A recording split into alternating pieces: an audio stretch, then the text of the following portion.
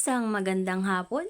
Ako nga pala ang simpleng nanay na tubong Buena Vista na ngayon ay naninirahan na dito sa Lopez, Quezon. At nangangarap na yumaman kung paano ko gagawin yun. Tara, samahan niyo ako.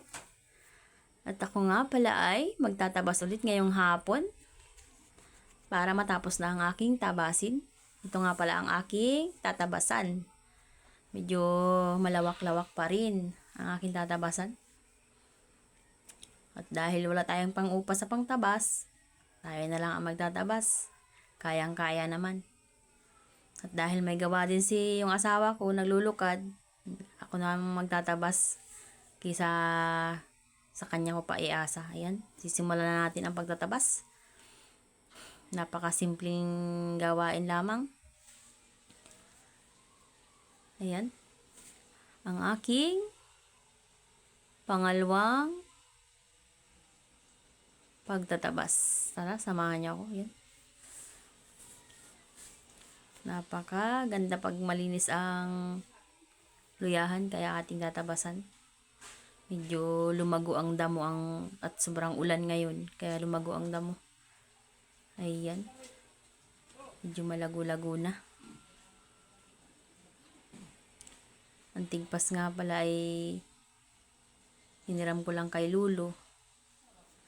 Ayan.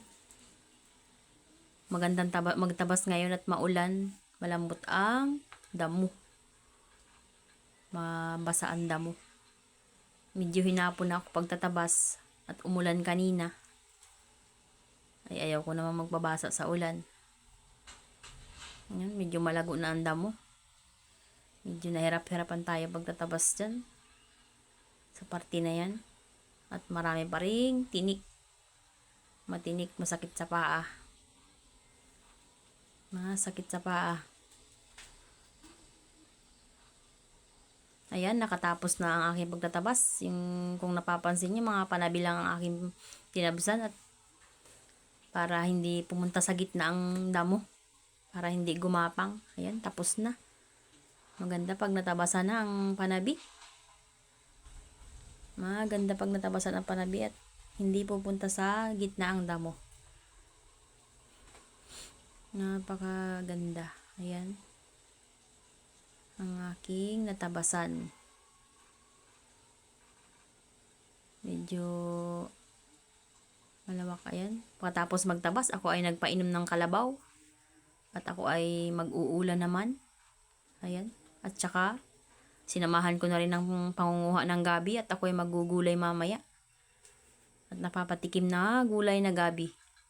Aking gagataan. Manghihingi na lang ako ng panggata dun sa naglulukad. Ayan. Thank you for watching. Thank you sa panunood. Ayan. At malalapit nang matapos ang ating video.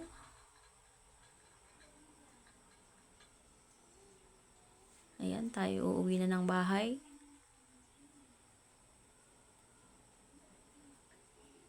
Kaunti lang ang aking kinuhang gabi. At kakaumay din naman. Ayan, thank you for watching. Bye-bye!